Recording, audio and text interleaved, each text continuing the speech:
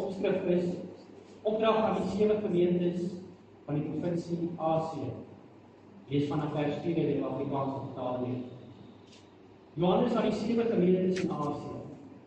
Genade vir julle en vrede van hom wat is en wat was en wat kom, en van die 7 geeste wat voor sy troon is, en van Jesus Christus die getroue getuie, die eerstgeborene uit die dode, en die owerste oor die konings van die aarde. Aan hom wat ons liefgehad het, en ons van ons sondes gewas het in sy bloed, en ons gemaak het, konings en priesters, vir sy God en Vader, aan hom die heerlikheid en die krag, tot in alle ewigheid. Amen. Kyk, hy kom met wolke, en elke oog sal hom sien, ook hulle wat hom weersteek het, en al die geslagte van die aarde sal vir hom rou bedryf. Ja, amen. Ek is die Alpha en die Omega, die begin en die einde, sê die Here, wat is, en wat was, en wat kom, die Almagtige. Kom ons bid dit liefde. Vader, dankie dat ons hierdie boek mag open en ek ook kan ontvang. Die doel juist vir gelowiges aangaande die Openbaring is dat dit wees te seën. En ek bid nou so in hierdie oomblik, Here, dat U my onwaardige lippe sal aanraak en dat dit wat nou in hierdie oomblik gespreek sal word, verkondig sal word, juist van U af is. Maar Here, dat elkeen van ons wat vandag hier so sit, verhelder, geïllumineer sal word deur die waarheid van die woord, en dat niemand van ons vandag hier so dieselfde gaan uitstap nie, juist omdat U lig beide oor ons skyn, maar ook so in ons skyn in hierdie oomblik. Ek wil dat U verder verhef sal word, U verder verheerlik sal word, in Jesus mooi naam. Amen. Amen. En voordat ek verder gaan, as jy nou verlede week se diens gemis het, moenie bekommerd wees nie, jy kan net by Elmi navraag doen, sy sal dan ook net vir jou die boodskap aanstuur, dat jy daar ook net op datum kan kom. Maar die geheim van die saak is nie meer diens mis nie. Prys die Here. Nou net om kortliks sal ek ook agtergrond te gee oor dit wat ons verlede week vergesels het. Ek net 5 dinge wat ek so vinnig net vir jou wil noem. Die eerste ding is die boek Openbaring is juist die openbaring van Jesus Christus. In ons Bybels, veral in my Bybel staan daar, dis die openbaring van Johannes, maar dit is nie die openbaring van Johannes nie, dis die openbaring van Jesus Christus. Die Griekse woord wat God gebruik in die skrifte, wat Johannes geïnspireer was om te skryf, is apokalypsis, waarvan ons die woord apocalypse vandaan kry. En in eenvoud beteken dit om te ontbloot, to take the cover off. En dis juist wat die boek doen, is hy haal die mantel af.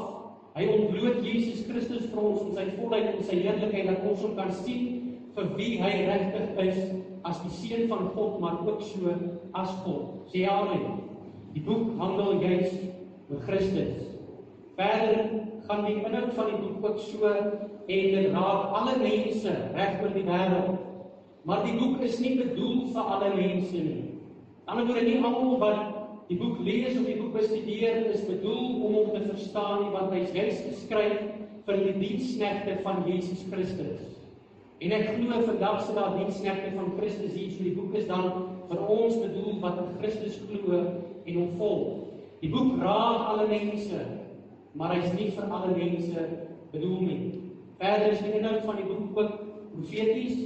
En ek het vir julle verduidelik verlede week, dis nie ook so wat profesie vandag baie maal in die kerk geoefen word nie, maar dit gaan juist daaroor dat die boek se inhoud raak die verlede, hy raak die hede, en hy raak ook die toekoms.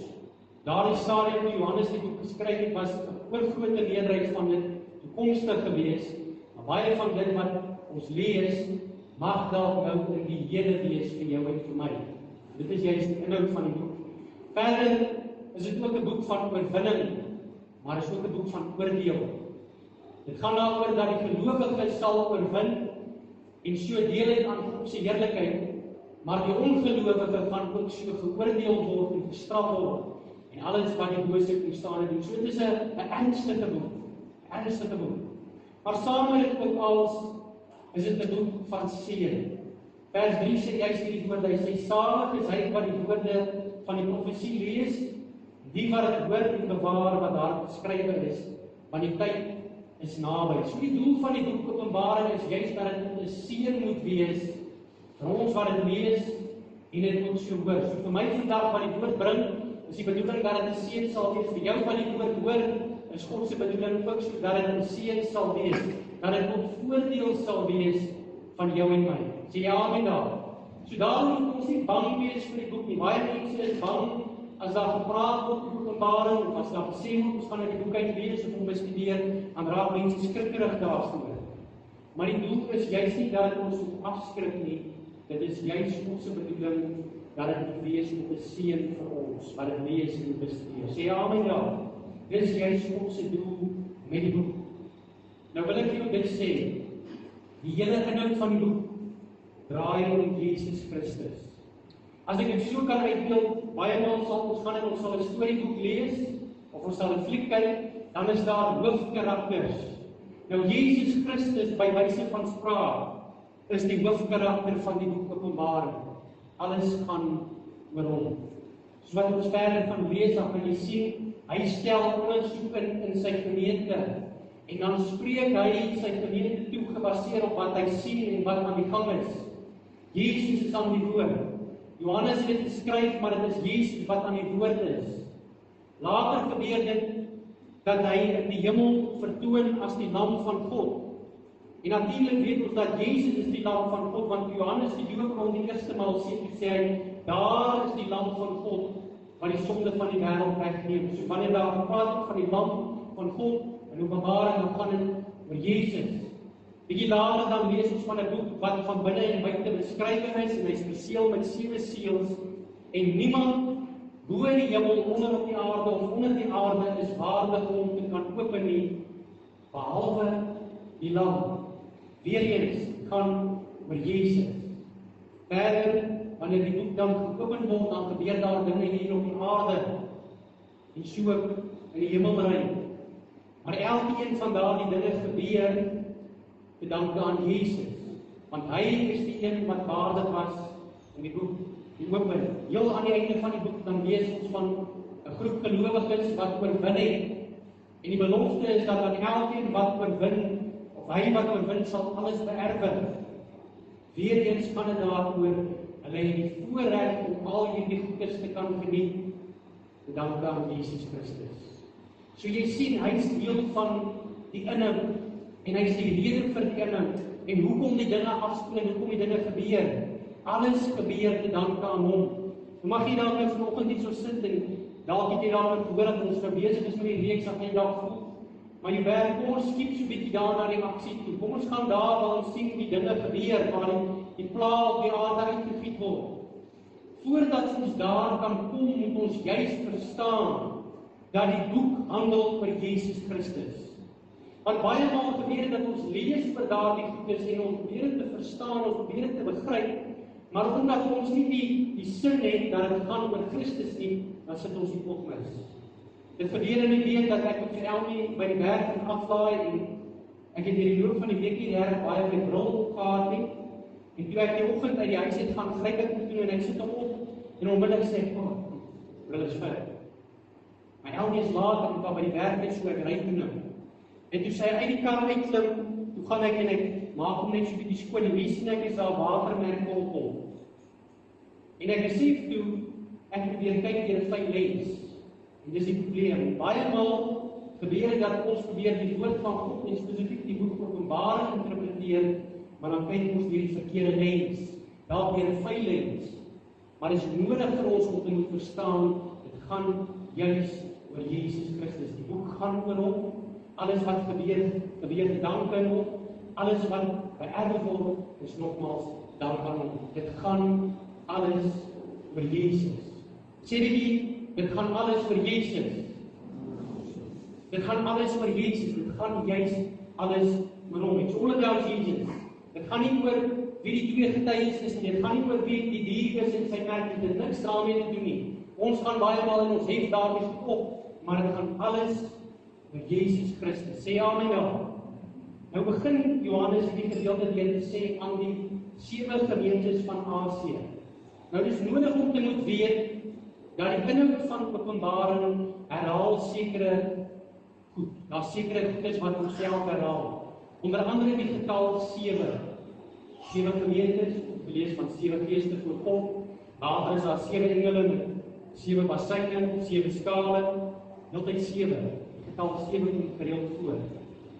En een van die redes daarvoor is omdat die getal 7 volmaaktheid simboliseer. Baie maal sal daar gesê word, 7 is die getal van God. Want in 6 dae het God die hemel en die aarde geskaap en op die 7de dag het hy gerus van sy werk. En hy het ook so die 7de dag geseën, die getal 7.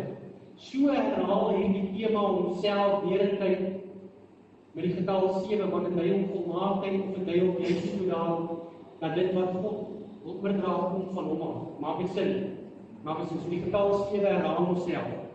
Maar het is interessant dat Johannes gaan nie en hy skryf aan een van die gemeentes in Antiochië of dalk in die gemeente in Jerusalem, maar hy skryf aan die 7 gemeentes van Asië.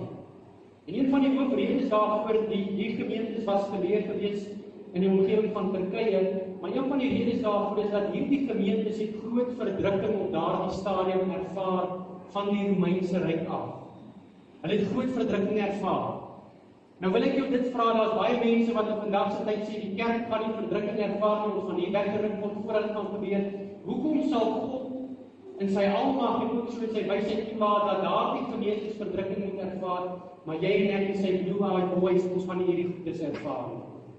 Terwyl Jesus self sê, in die wêreld gaan julle verdrukking hê, maar hou goeie moed, ek het die wêreld oorwin. Nou gebeur dat Johannes skryf juis aan hierdie 7 gemeentes, want hulle gaan deur hierdie verdrukking en hy gee hierdie boodskap van hoop vir hulle dat Jesus nog steeds heers en regeer, maak nie saak wat om hulle aan die gang is nie. En so is dit ook relevant tot jou en my wat hierso sit vandag, terwyl die wêreld deur mekaar is. Terwyl die wêreld op sy kop gedraai word met die dinge wat in Iran aan die gang is. En van die Amerikaanse wetgewer of die ICE agent wat gegaan het en die persoon doodgeskiet het en almal sien dit nou op die televisie. Al hierdie goedes wat so deur mekaar is, ten spyte daarvan, bly God nog steeds in beheer en Jesus Christus die koning van die konings. En gebeur dat Johannes wil juist hierdie boodskap van bemoediging skryf aan die gemeentes van Christus. Dis juist waarop het neerkom. Nou baie teoloë gaan, daar's 'n mate van waarheid daarin, wat daar met enigiets is, en hulle sê dat hierdie 7 gemeentes verteenwoordig die kerk se tydperk, the church age. Hulle sal sê byvoorbeeld dat die gemeente van Efese was die eerste gemeente van die apostoliese tyd, en so gaan dit aan. En volgens hierdie oorlewering sê dit dat jy en ek leef nou in die tyd van die laaste kerk, wat die gemeente van Laodicea is. Excuse my kop, ek altyd as ek die woord tyd spreek. Hulle sê ons leef in hierdie laaste tydperk. Want wanneer jy gaan kyk in Openbaring 3, dan word daar juist van die gemeente gesê, hulle is ryk en het verryk geword. En hulle sê hulle het geen gebrek nie. En nou spesifiek in hierdie tyd waar ons leef, as jy kyk na die kerk oor die wêreld, dan sal jy met saamstem dat die kerk is ryk en het verryk geword. Maar die probleem van dit is ons het geestelik ook so arm geraak. So daar's 'n mate van waarheid in hierdie siening. Maar die ander ding wat ons ook moet verstaan is aangaande dit was 7 letterlike gemeentes gewees wat bestaan het. So hulle het letterlike probleme en uitdagings gehad. Maar hulle het ook letterlike dinge gehad wat vir hulle getel het. En ek wil dit sê dat elke gemeente en elke kerkgenootskap gaan een of ander tyd eienskappe hê van daai 7 gemeentes. So ek wil dit nie in 'n boksie sit en sê dat ons nou spesifiek in die laaste kerk se tydperk leef nie. Want dieselfde geld nie vir die kerk in Iran of in Saudi-Arabië of in plekke waar Christene vervolg word, want hulle is verseker nie ryk en verryk nie. Maar ek sê wat ek sê. Maar elke gemeente gaan definitief een of ander tyd eienskappe hê van hierdie 7 gemeentes. Daar was tyd gemeentes wat ons verdrukking ervaar het, toe ons in die kantien was en dan gesê word ons moet daar uit. Maar nou terwyl ons hierso is, het ons nou ander uitdagings wat ons ervaar. So ons is dalk nie meer die gemeente van Philadelphia wat verdruk word nie, maar ons mag dalk nou die gemeente van Efese wees wat dalk sy eerste liefde verlaat het. Maar ek sê wat ek sê. So elke een van hierdie gemeentes se eienskappe is relevant tot die kerk globaal, want is ook so relevant tot die gelowige individueel. So ons moet nie net daarna kyk om te sê dat dit die kerk se tydperk is nie, maar dit is ook nog steeds globaal relevant. Maar dan gaan Johannes hy sê, van hom wat was, en is, en wat kom. Daar's iets moois daarin opgevang, dat jy sien, toe God gaan en hy verskyn aan Moses in die brandende bos. En hy gee vir hom hier opdrag, gaan sê vir Farao, dis tyd vir my mense om te trek. En vra hy vir die Here, wat is die naam? En God antwoord hom toe en hy sê, ek is wat ek is. En die Moses vra, hoe moet ek spreek, wie het my gestuur? Sê die Here vir hom, sê vir hulle, ek is, het jou gestuur. En waarom het neergekom is dit juist so dat God het 'n ewige natuur, in sy volheid, in sy almag, in sy glorie, is hy vandag God almagtig. Want hy was gister God almagtig. Maar ons het hierdie wete ook sodat môre en oormôre en wat ook al verder gaan gebeur, sal hy nog steeds God almagtig wees. Ons as mens gebeur dit baie maal dat ons groei tot op 'n punt en dan begin ons te verouder, dan verswak ons. En ons word swak, die aardse tentoning word afgebreek. Maar so is dit nie met die Here dat hy gister sterk en almagtig was en vandag is hy minder sterk en almagtig en môre nog minder sterk en almagtig. Nee, hy is wat hy is. En hy sal altyd heers en regeer. Hy sal altyd in beheer wees. En dit is iets wat gerusstellend is vir die kind van God. Dat God in sy almag en in sy glorie nooit kan verswak nie. Hy kan nie verander nie. Hy kan nie weggooi nie en verminder nie. Hy sal altyd God almagtig wees. Sê amen dan. Prys die Here, dis 'n belofte wat ons het. Maar dan gaan Johannes hy maak 'n interessante ding bekend en hy sê, en ook so van die 7 geeste wat voor God se troon is. Nou daar's baie siene hieroor, dit is 'n bietjie onduidelik. Die doel hiervan is juist om jou die woord te verduidelik. Ek weet of jy te preek nie, maar dat jy kan verstaan wat die woord van God vir ons sê. Dis reg so. Maar wanneer hulle praat van die 7 geeste wat voor God se troon staan, is daar 'n bietjie onduidelikheid en verskillende opinies aan die een groep. Sê hulle dat dit dui juist op die volheid van die Heilige Gees. En dan is daar ander kampe wat sê dit mag dalk moontlik 7 engele wees, want die Bybel sê ook dat daar 7 engele is wat voor God se troon staan. Nou wil ek vandag vir dit sê, ek kan nie vir jou met sekerheid sê wat die regte antwoord is nie. So is daar baie dinge in die Bybel wat ons nie kan verstaan nie, soos hoe het Noag dit reg gekry om 'n hele diereryk in 'n ark te maak pas. Ek kan dit nie vir jou verduidelik nie. Ek kan nie vir jou sê hoe was dit gewees toe Moses sy staf optel en hier word die Rooi See geskei nie. Ek kan dit nie vir jou verduidelik nie. Maar ek weet dit gebeur. En eendag wanneer ons voor die troon van God gaan staan en ons hom gaan sien van aangesig tot aangesig, dan sal al hierdie dinge sin maak. Maak dit sin wat ek sê? Maar net om hierdie vir jou te verduidelik wat sommige van die mense sê aangaande die 7 geeste, gebruik in hierdie vers in Jesaja 11 vers 22, wat sê, maar daar sal 'n takkie uitsprei uit die stomp van Isaai, en 'n loot uit sy wortels sal vrugte dra. Dit dui natuurlik na Jesus Christus. En op hom sal die Gees van die Here rus, die Gees van wysheid en verstand, die Gees van raad en sterkte, die Gees van kennis en van die vrees van die Here. En so word daar gesê dat hierdie 7 eienskappe is dan ook so deel van die eienskappe van die Heilige Gees. Dit is hoe daar sekere groepe of sekere mense dit verduidelik. Maar nogmaals, ons verstaan nie ten volle nie, maar ons sal eendag wel verstaan. Sê amen dan. En dis al wat saak maak. Dis die hoop wat daar is vir jou en my, dat nou hoef ons dit nie regtig ten volle te begryp nie, maar eendag sal alles vir ons sin maak, wanneer ons daar by die Here is. Halleluja. Maar dan gaan hy verder, en dan fokus hy op Jesus Christus. En hy noem hom die getroue getuie, hy noem hom verder die eerstgeborene uit die dode, en dan ook so die owerste oor die konings van die aarde.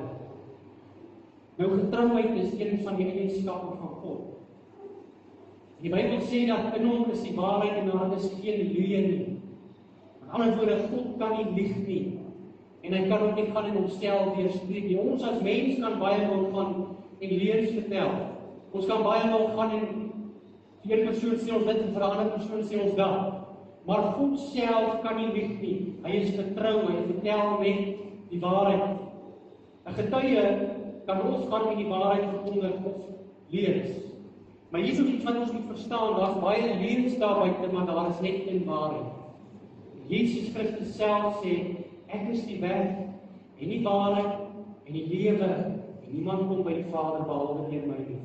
Toe hy voor Pontius Pilatus staan en sy saak stel, sê hy, hiervoor is ek gebore, en hiervoor het ek in die wêreld gekom, om vir die waarheid te getuig. Jy sien, Jesus se boodskap is betroubaar. Ons kan dit aanneem. Ons kan dit aanvaar. Ons kan nie Mohammed se woord glo nie. Want aan die begin van die Koran sê hy dat hulle kom in vrede. En later, toe dit gebeur het dat Islam gegroei het en hulle in die nederheid was, toe hulle nie meer so vrede liefhebbend nie. En dis presies wat Islam se mandaat is reg vir die wêreld. As hulle in die minderheid is, dan sê hulle, we are a religion of peace. Maar die oomblik as hulle in die meerderheid is, dan begin hulle oor te gaan na geweld toe. Soos wat ons gesien het in Australië en in 'n land terug. Dis juist hoekom ons nie Mohammed kan glo nie. Ons kan nie Arabies gaan glo in Hindoeïsme nie. Ons kan nie in Boeddha glo nie, maar Jesus Christus is die getroue getuie. Sê amen daar. Hy het gegaan en hy het gesê, die seun van die mens gaan oorgelewerd word in die hande van sondaars en hy gaan gekruisig word en na 3 dae gaan hy weer opstaan. Dis wat hy het weer die doodheid opgestaan. Dit bring my nou by die volgende ding waar hy beskryf word as die eerstgeborene uit die dode. Jy sien reg deur die Bybel lees ons van gevalle in die Ou Testament en ook in die Nuwe Testament van mense wat uit die doodheid opgestaan het. Die mag wat selfs van ons op wees vandag wat ons sit wat ons gebruik die term near-death experiences al gehad het. Party mense mag al regtig dood gewees het en by Gods wonder is die dag weer uit die doodheid opgewek. Maar baie van hierdie gevalle van mense buite in die Bybel maar ook so in die lewe wat opgewek is in die doodheid, het daarna weer gesterf. Hulle het daarna weer by die einddoel van hulle lewensreis uitgekom en het so die tydelike verwissel met die ewigheid. Maar Jesus Christus as die Seun van God het nie net opgestaan uit die dood nie, hy het die dood finaal oorwin. En God het hom daardeur die eerstgeborene gemaak, die eerste van almal wat uit die doodheid gaan opstaan eendag met sy wederkoms, sodat hy die grootste kan wees, dat hy die voorbeeld kan wees van hoe die opstanding werklik gaan wees, dat ons nie net gaan opstaan om dan weer te sterwe nie, maar dat ons vir ewig kan lewe saam met hom. Hy het die eerstgeborene geword. Nou wil ek net hierdie vir jou uitdruk van die Engelse teoloog sê, God made him preeminent. Nou is 'n groot Engelse woord. Ek het nie gewonder wat beteken dit. En dit beteken he surpasses them all. Jesus oorskry hulle almal, hy oortref hulle almal. Hy is die eerstgeborene uit die dood uit. Maar dan word hy ook beskryf as die owerste oor die konings van die aarde. Jy sien, Jesus is nie bedryf deur Donald Trump nie. Hy word ook nie bedryf deur Cyril Ramaphosa of King Charles, die mense sê God save the king nie. Want elkeen van hierdie wêreldleiers wat daar is net daar te danke aan God wat dit toegelaat het. Maar elkeen van hulle wat tans heers en regeer gaan eendag ook moet gaan en die knie moet buig en by die tong moet bely dat Jesus Christus die Here is tot heerlikheid van God die Vader. Want hy is die owerste oor die konings van die aarde.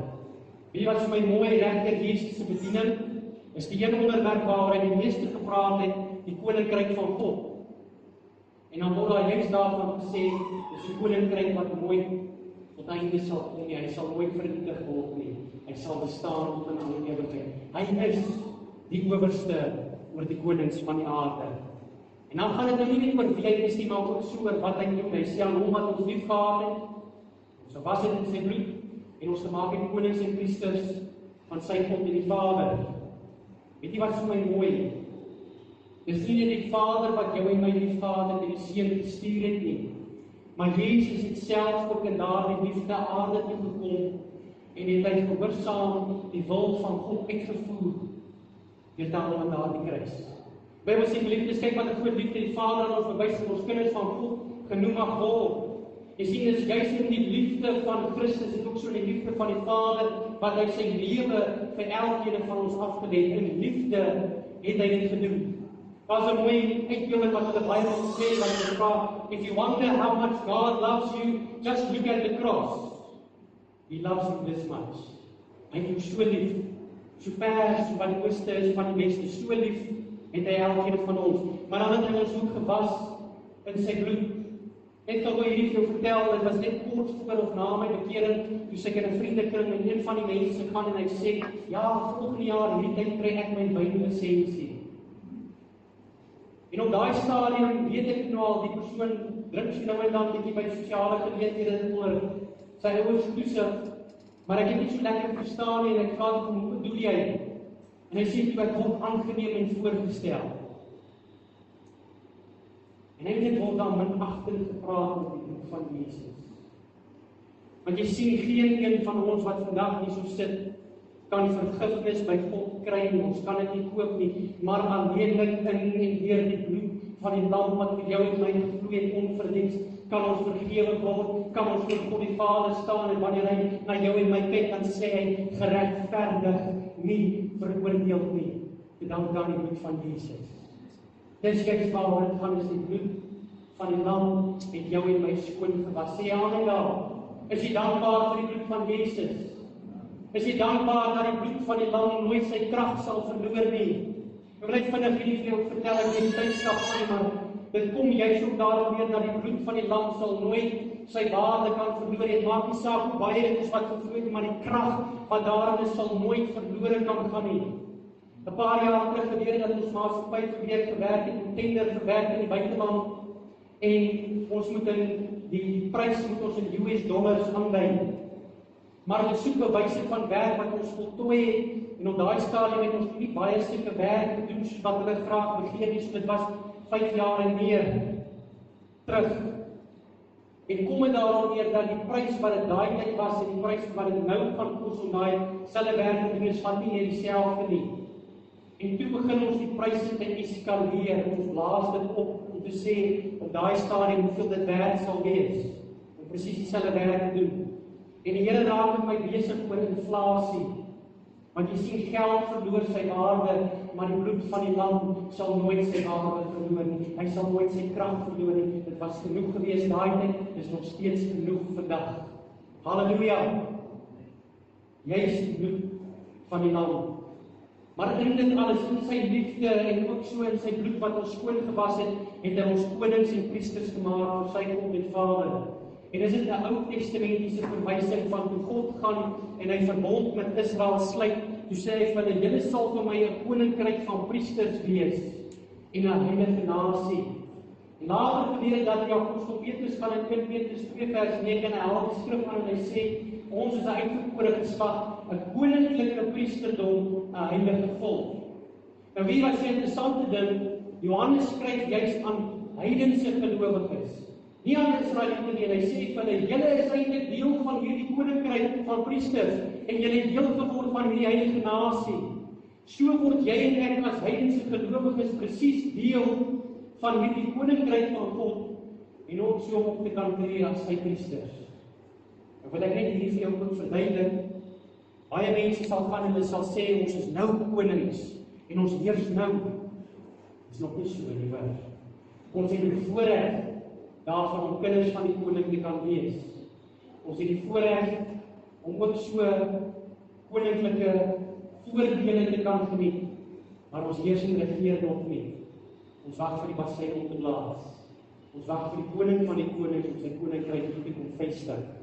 Maar een van die voorregte wat ons het, juist as kinders van die koninkryk, is dat die lig skyn in die duisternis. En die duisternis het nie oorweldig. So dit maak nie saak waar ons van hoe donker dit is, hoe moedeloos ons daar mag raak vir sake en situasies nie, wanneer ons daar begin bid in die naam van Jesus, dan weet ons dat dit leef nie. En ons weet dat God antwoord. Sê ja met daar. Dan natuurlik die rol van die priester is om mense wat ver van God is naby om God te bring. En so is die elke gelowiges plig om priesterskap te beoefen, mense te help wat ver van die Here af is, en hulle ook so nader na die Here te bring. Prys die Here daarvoor. Maar aan hom al die eer en heerlikheid tot in alle ewigheid. Sonder werk nie. Gaan net oor hom. Hy het vorders weg. Gaan nie te veel langer aan nie.